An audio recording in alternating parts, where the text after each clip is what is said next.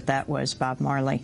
As we turn now to the 25th anniversary of FAIR, the Fairness and Accuracy Reporting, the Media Watch Group in New York, which just celebrated the 25 years of the reports they've come out documenting media bias and censorship and scrutinized media practices that marginalize public interest, minority and dissenting viewpoints.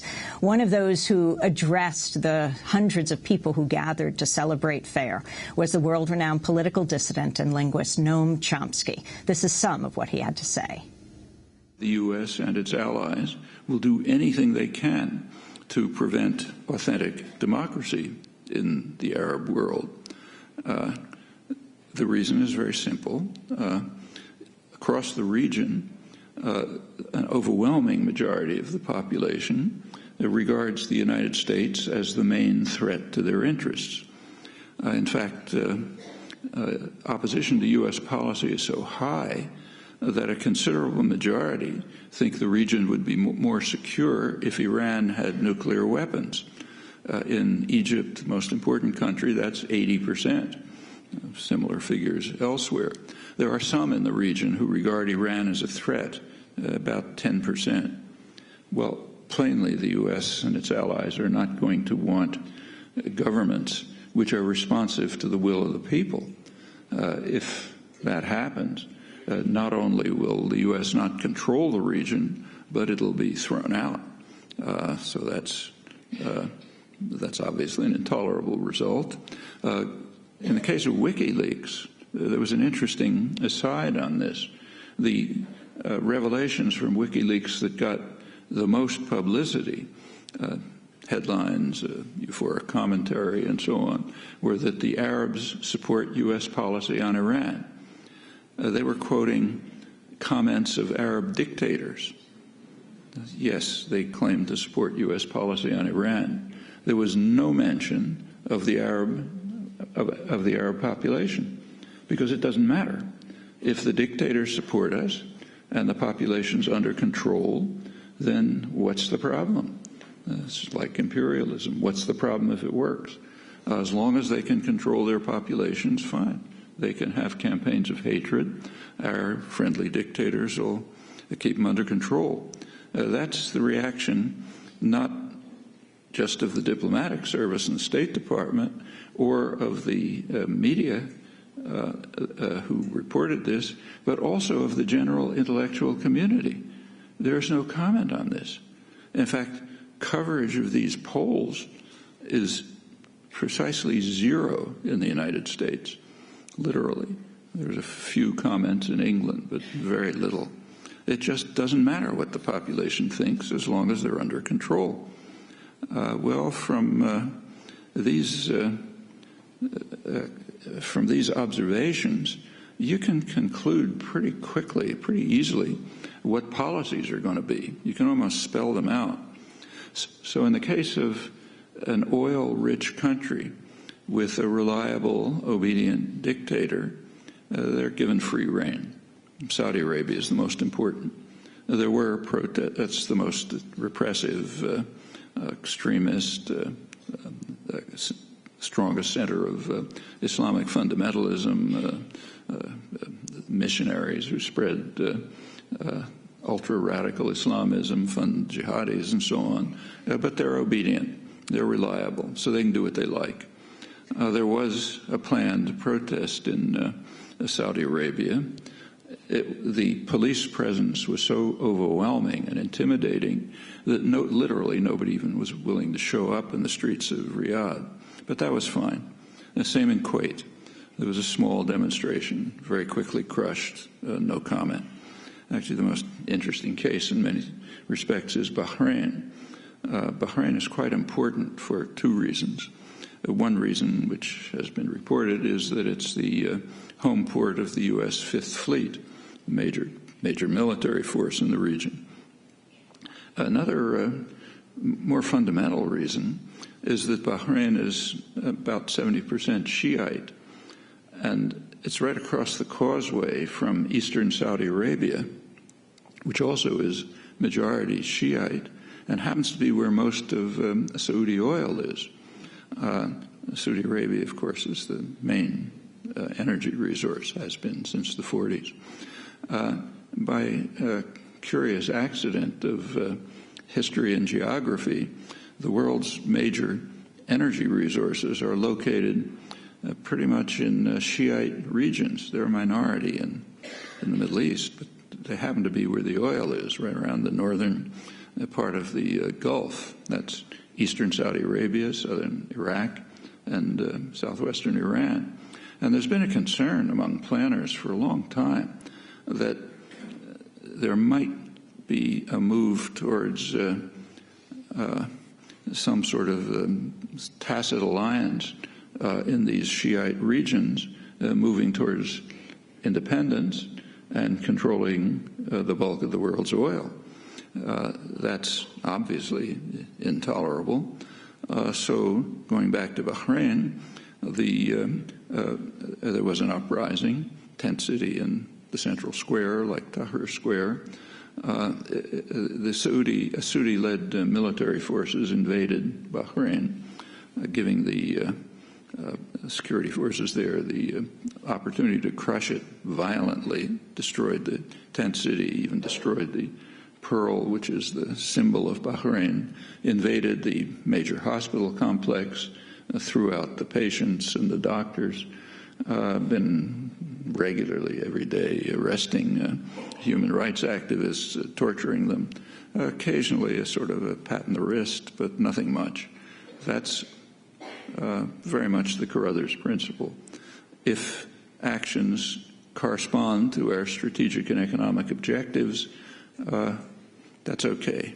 We can have elegant rhetoric, but what matters is facts.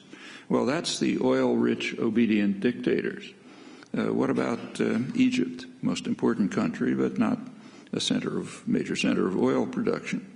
Well, in Egypt and Tunisia and other countries of that category, there is a game plan which is employed routinely, so commonly it takes virtual genius not to perceive it. But when you have a favored dictator, for those of you who might think of going into the diplomatic service, you might as well learn it. When there's a favored dictator and he's getting into trouble, support him as long as possible, full support as long as possible. When it becomes impossible to support him, like, say, maybe the army turns against him, business class turns against him, then send him off somewhere, issue ringing declarations about your love of democracy, and then try to restore the old regime, maybe with new names. And that's done over and over again. It doesn't always work, but it's always tried. Somoza, Nicaragua, Shah in Iran, Marcos in the Philippines, Duvalier in Haiti, Chun in South Korea, Mobutu in the Congo, Ceausescu was one of Western favorites in Romania, Suharto in Indonesia. It's completely routine. And that's exactly what's going on in Egypt and Tunisia. Okay, we support him right to the end, Mubarak in Egypt, right to the end, keep supporting him. Doesn't work any longer, send him off to Sharm el-Sheikh, pull out the rhetoric, try to restore the old regime. That's, in fact, what the conflict is about right now. As Amy said, we don't know where it's going to turn out, but that's what's going on. Well, there's another category. The other category is an oil-rich dictator who's not reliable, who's a loose cannon. That's Libya. And there's a different policy. Try to get a more reliable dictator. And that's exactly what's happening. Of course, describe it as a humanitarian intervention. That's another near historical universal. You check history. Virtually every resort to force by whoever it is accompanied by the most noble rhetoric. It's all completely humanitarian. That includes Hitler taking over Czechoslovakia, the Japanese fascists rampaging in northeast China. In fact, it's Mussolini in Ethiopia. There's hardly any exceptions. So you produce that, and the media and commentators pretend they don't notice that it carries no information because it's reflexive. But in this case, they could also add something else, which has been repeated over and over again, namely the U.S. and its allies were intervening in response to a request by the Arab League, and of course we have to recognize the importance of that. Incidentally, the response from the Arab League was tepid and was pretty soon rescinded because they didn't like what we were doing, but put that aside. At the very same time, the Arab League issued another request. Here's a headline from a newspaper. Arab League calls for Gaza no-fly zone.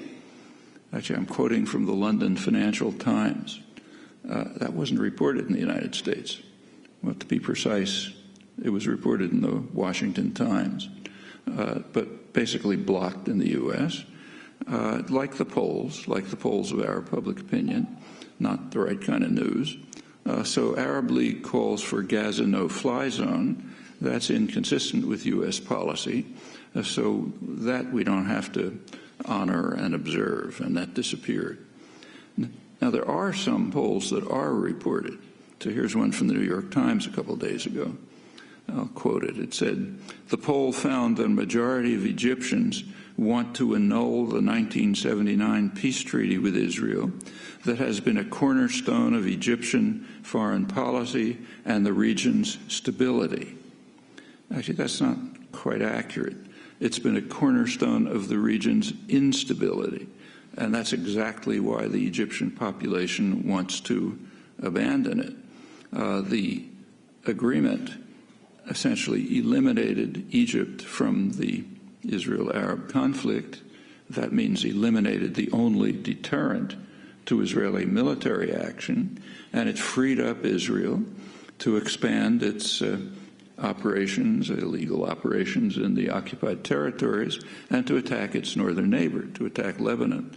Shortly after Israel attacked Lebanon, killed 20,000 people, destroyed southern Lebanon, tried to impose a client regime, didn't quite make it.